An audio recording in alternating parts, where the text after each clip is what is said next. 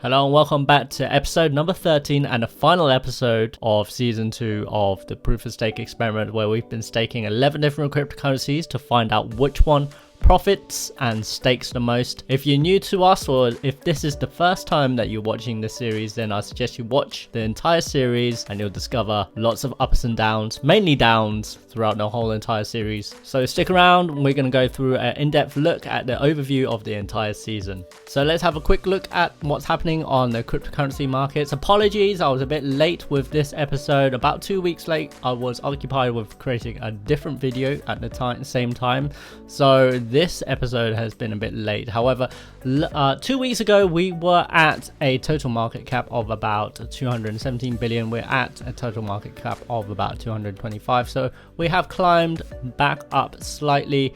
66.4 in BTC dominance, about the same since 2 weeks ago, and a total volume of 42 billion, which has declined slightly in comparison to last week. And at the moment we're going back through another dip in a Bitcoin price at the moment, and it's taking all the altcoins with it. As you can see, everything's on a downward trend at the moment. So if we have a look at the BTC price at the moment, and if we go to the 1 month view, so just 2 weeks ago, around here I believe, yeah, we were at around, it did dip below 8,000 and then it climbed back up, and then it climbed a bit higher and everyone thought, oh, that's back to bull market. However, sort of stagnated and then it dropped back down again.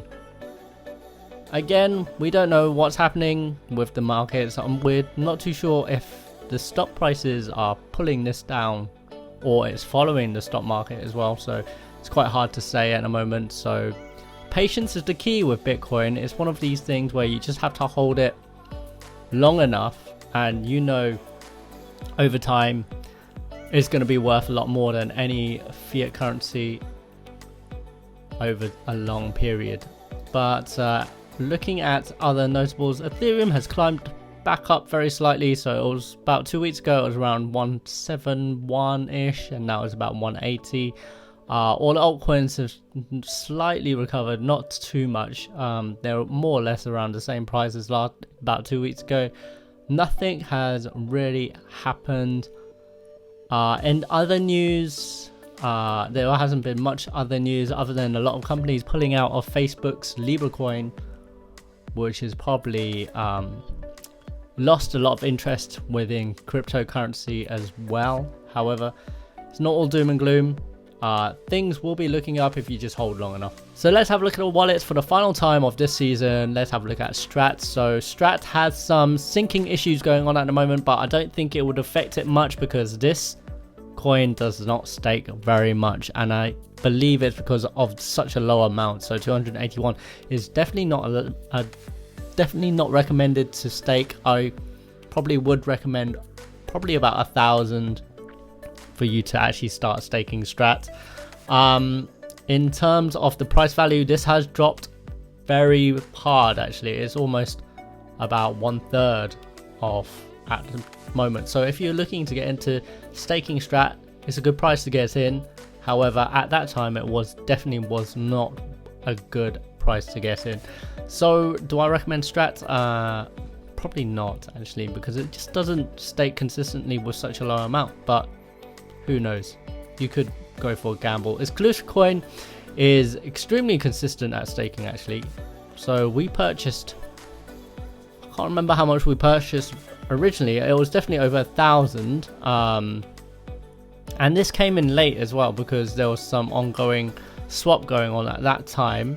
However, the price of this has dropped significantly as well. So if you were going to come in and start staking Kucoin, it's probably a good price to get in. But let's have a look at the how many stakes we actually got. So the last stake we got was on the 29th, and we're going to just count them up. So we've got 1, 2, 3, 4, 5, 6. Sorry, let's recount that. I made an error. So 1, 2, 3, 4, 5, 6, 7,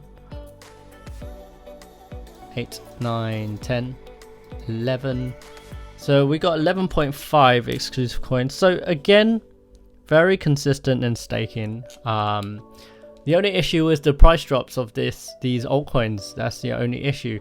Again, with Arc is a very nice wallet to work with. Actually, it's probably one of the best wallets. Unfortunately, the price has just dropped. So remember, we purchased $250 worth of Arc, so it's only $116 worth at the moment. So you will double this amount actually, and you will be staking very, very easily. And it's one of the easiest ones to stake because you just find a delegate, and you can find delegates within the wallet already. So, and usually it has you can just check on a website to see which percentage you'll get from each of these delegates, and you just choose a delegate, and that's it. You start going, and you don't need to keep this wallet open as well. So that's another good thing going for it as well. So we have two stakes here.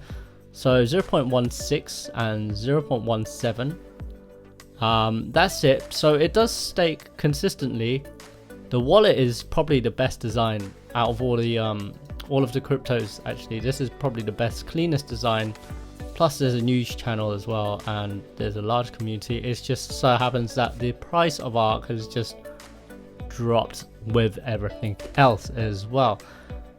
Next up, let's have a look at Galleon wallet, which is Tezos. Now Tezos, if you remember, we had some issues in trying to set this up. We probably spent over a month just trying to, maybe a month and a half just trying to set this up to stake. However, eventually we did get it to stake, and it stakes very, very good.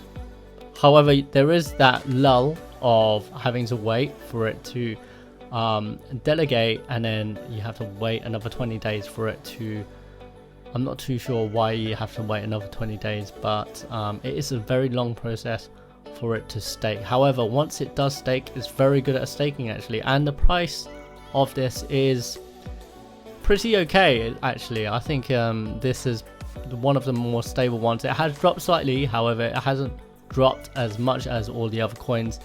And let's have a look at the stakes we got for this one. So we got 0.13, 0.12, 0.13, 0.13, 0.12. So again, taking a look at this stakes very, very consistently, and I do recommend Tezos, because you can close this down and it will still stake. And there's also an option, if you have a Ledger wallet, you can actually connect this to the Ledger app and start staking from your wallet. So your funds are always going to be safe on your wallet. So yeah, not bad. Having a look at Reddcoin. So Reddcoin is another, it's pretty, it's, at the moment we have 127,000. It's pretty consistent in staking. I think anything above 100,000 you're going to be getting some stakes from. And let's have a look. We've only got one stake here, which is for 186.49, and there is a large community behind Reddcoin, which is always good. They seem pretty active in the community, and it stakes quite good.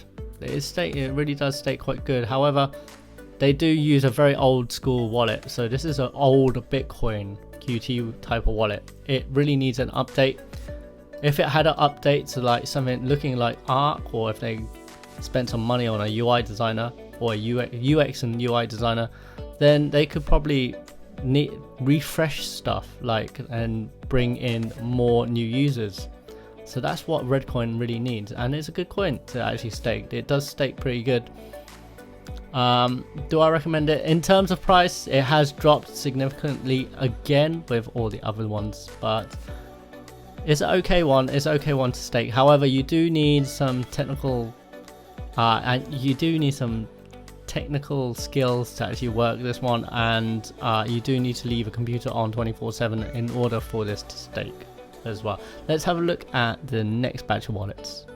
So we're going to have a look at DAI and have a look at how this is doing. So we've earned 8.38 DAI, which is the interest earned over the whole of the season, which is pretty good. You're not going to get that with any banks at the moment, that's for sure. If you put in $250 over 3 months, you're barely going to see about $2 after taxes. However, with DAI, it's been pretty stable and it's always been above 7%. So it fluctuates between 7, and we've had this at around, I believe, around 14% during the season as well. So it does vary, the interest rate. However, it's been very high in comparison to banks if you were to lend this out, and I do probably would recommend this out of everything. However, it is a slightly double-edged sword. So if you are staking DAI and then there is a crypto bull run with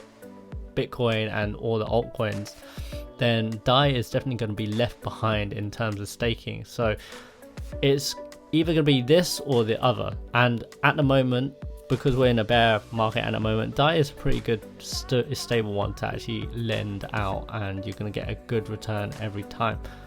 So definitely recommend it. And in November they are introducing a new type of DAI coin, and where you'll be able to lend out many more different cryptocurrencies that piggyback on the ERC20 Ethereum token. So that should be very interesting. But in order to get that, you have to sell this type of DAI in order to get a new type of DAI, which is out in November. But I'll be doing a video on that very soon. Moving on,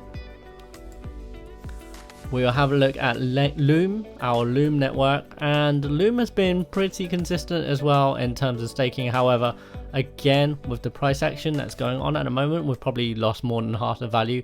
But in terms of staking, it's probably one of the easier ones where you just sit there and leave to stake for a long time. And similar to, actually, that's also going for DAI as well. If you stake DAI, you just leave it, and you don't need to check it, you don't need to leave a computer on. It's very, very low maintenance to use. We're going to claim this final reward, and then we're going to calculate how much we're going to get for Loom a bit later. So we're just going to calculate this. So far we've got 58.84, and then we've just claimed 6.6. so that's what we claimed for. Let's check our other wallets.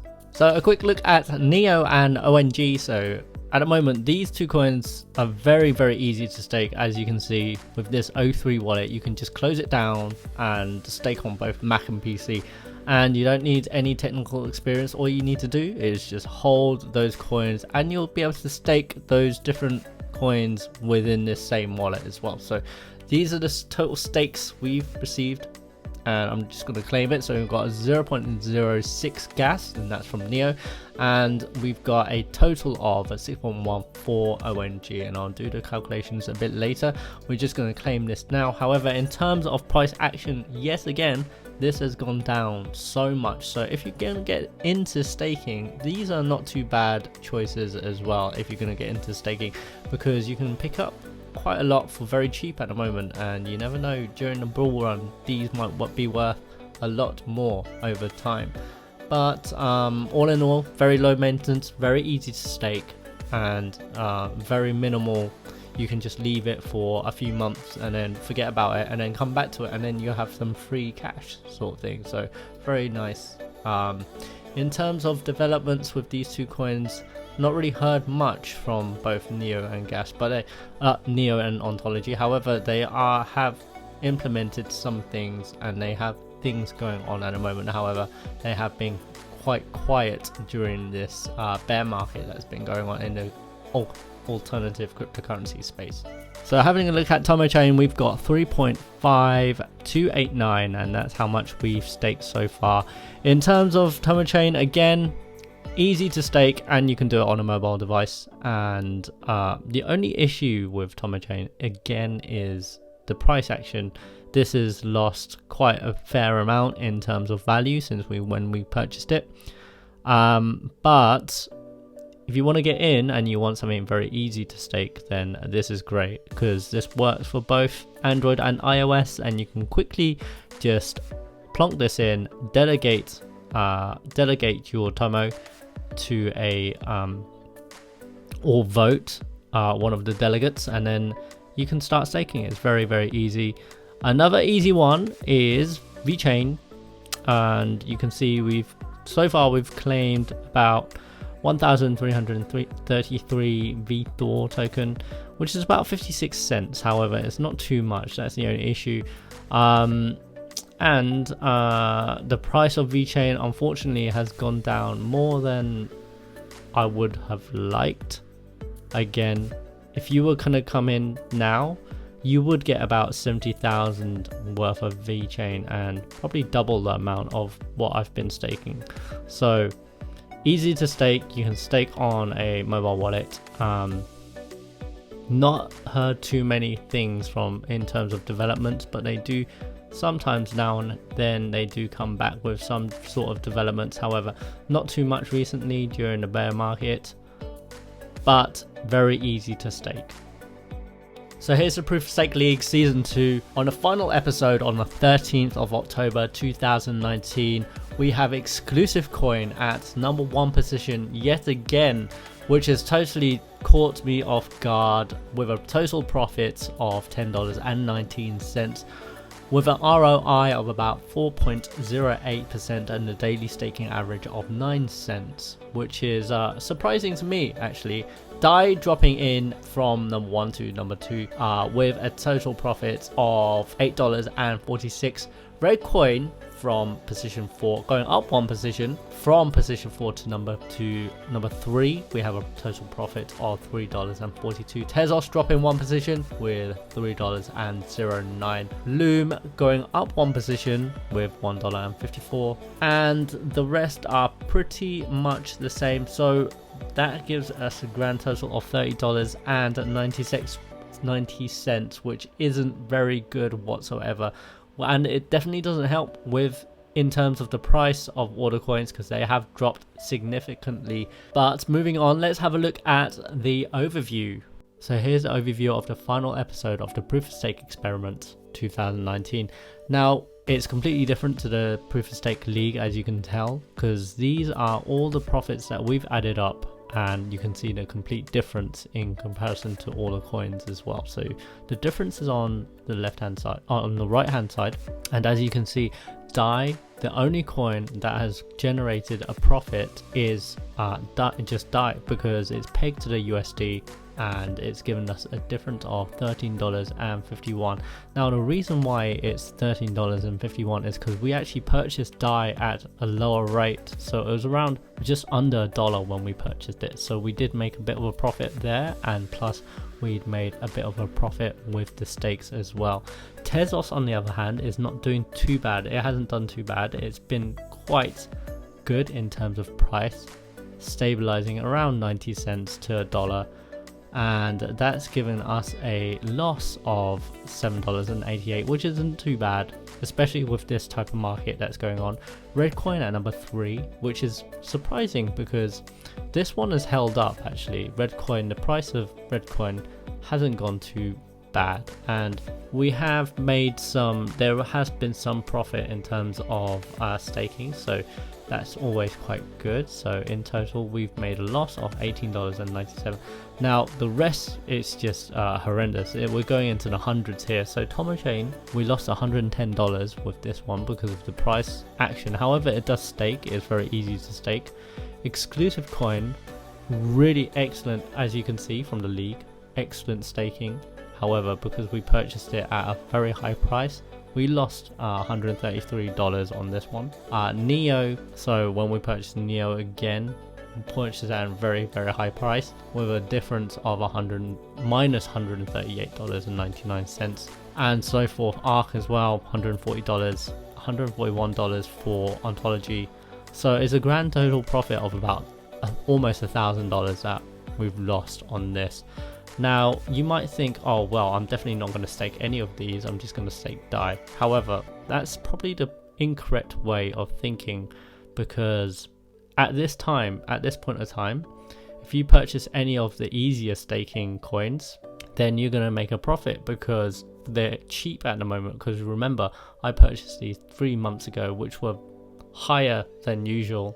However, they're cheap to buy now, and you know they're going to stake well. So if you go back to the league, you can kind of decide which sort of coins you want to start staking and actually generating a good profit from. And I'm just going to go through some of the coins where I think are my top 5 coins that I would probably stake and lend if I was going to use larger amounts of money. So DAI number 1, because that gives you a consistent profit, consistent rates of lending, and you can even see it every second, your actual funds going up. So really recommend DAI and the Compound website. So that's the number 1 coin I would definitely choose. And if you don't like volatility, DAI is definitely going to be one, because you can exchange it 1-to-1. Next up, I'm going to choose, in terms of easy staking, I think ARK is probably number 2 for me, because the wallet is really nice to use. Right now it's a bargain to buy, so for $250 you're going to get about definitely over 1,200 ARK at the moment, at this current time. So you're going to be staking quite well with this one, and it's very easy to use, I believe, and you just don't need to leave a wallet on a PC 24/7, and it just comes in every day, or it depends on which delegate you choose. So there's some delegates that pay out once a week, or once a day, or once every 2 days, so it depends on that. Next coin I'm going to choose is Tezos, because Tezos is also very easy. So setting up wise, it's a bit more complex than all the others. However, once you get the hang of it, once you set everything up, the profits are good on this coin. The only issues is the setup and the user experience of setting up, because there's no official wallet for Tezos. That's the only issue. And also you have to also wait quite a long time for it to start staking. However, the price on this coin is actually quite stable, and it seems there's a lot of development going on. Next, I would probably choose Reddcoin. However, Reddcoin, if you're non-technical, I don't recommend it, because you do need to leave a computer on for Reddcoin. A computer on 24/7 and have a stable internet connection. So you're going to be spending money on power basically, but very small amounts of power in comparison to if you were GPU mining. But Reddcoin has definitely been consistent with the staking, plus